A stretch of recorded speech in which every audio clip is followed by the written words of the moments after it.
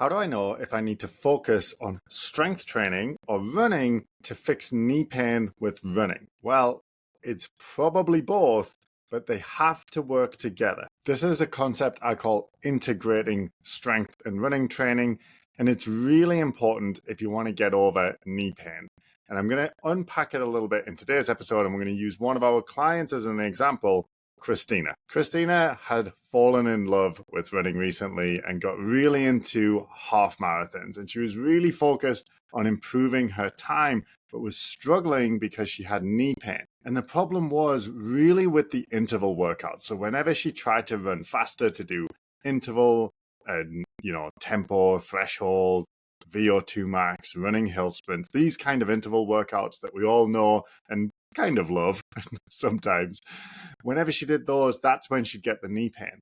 And what that meant was she couldn't ever really realize her potential as a half marathon runner. She couldn't really see what she was capable of, even though she wanted to, because every time she tried to push in those once a week or twice a week interval sessions, her knee would hurt. And Christina tried everything to fix this. And when I say everything, I mean everything. She did the ice packs, she worked on her running technique, she worked with a physical therapist for quite a long time. She even went and had arthroscopic surgery to debride the meniscus because the cartilage was damaged. But even after all of this, when she tried to return to full training that included those higher intensity interval workouts, the knee pain came back. And this left Christina feeling at a complete loss because she was like, if I can't even fix this with surgery, how am I ever going to make it better? And this was super frustrating for Christina because although she loved running and she was doing everything she was told and she got the right support, she had a surgeon,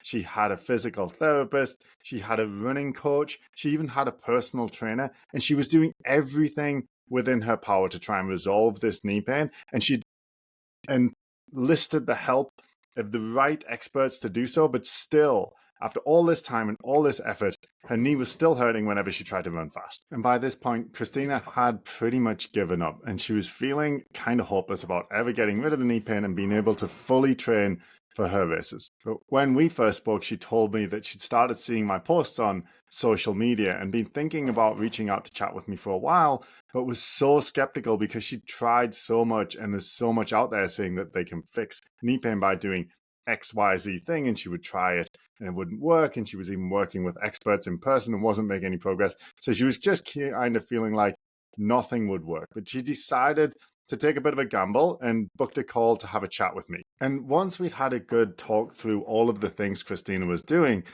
to me, and I shared this with her, like it seemed like she was doing everything right, but she wasn't getting the right integration of the different parts, the progression of the running, the exposure to the increase in intensity, the strength training and how to match that with the running workouts and where to structure it in the week and how to progress from the more remedial physical therapy exercises into more, in higher intensity running specific strength and power training.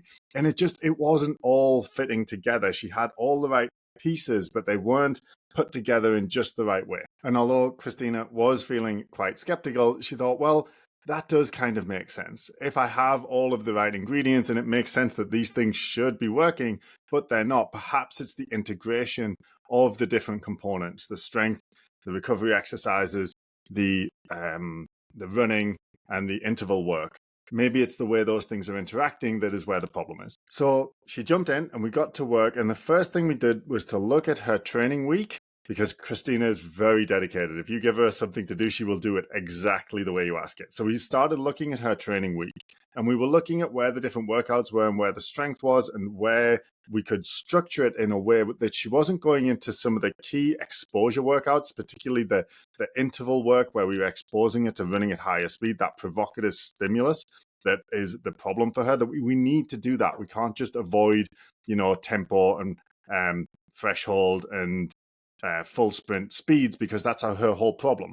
So we can't just ignore that. We have to do it. So how do we put that in the week and structure the rest of the week so that the strength training and the long runs and the short runs and the recovery runs she's going into those key workouts without pre-fatigued muscles, because she goes in pre-fatigued, then the muscles aren't going to be able to offload the knee, and the knee is going to hurt when she tries to do that thing that provokes her knee. So it was just a matter of rejigging the training, changing the order of the week, changing the duration of different exercises, changing where the recovery periods were, and changing where we put the peaks of the week where we really pushed her, whether that be with the interval work exposure or the heavy strength training. And once her training was integrated between the strength and the running, then she started to see progress. And it took a few weeks, but you could start to see that she could handle a little bit more of that faster running. And what was happening here is the muscular strength was increasing because she had more recovery time after those heavier workouts to actually adapt and create bigger, stronger, more powerful muscles that could offload and support the knees when she was running faster. And also because she was going into her interval workouts without being pre-fatigued by she was doing exercises too frequently. She wasn't going into her interval work fresh. So we got her going into those interval works which are very, prone to making the knee irritated. We got to go in to those fresh. So each time she did them, all we had to worry about was how much of that workout she'd done. We weren't worried about what she'd done like the day before. And what that allowed us to do is add some more exposure to that faster running, give her some time to recover from that for a day or two, and then do it again. And then that repeated exposure and recovery allowed her knees to toughen up and tolerate the higher stresses that they were experiencing at faster speeds. And then we just rinsed and repeated. So we slowly but surely progressed the strength training, slowly but surely progressed the interval work, adding more intervals, longer duration, faster speeds, and all of this just week by week a little bit more, and giving her body time to adapt to the stimulus and then hitting it again, time to adapt and then hit it again. And like I said, Christina is very specific.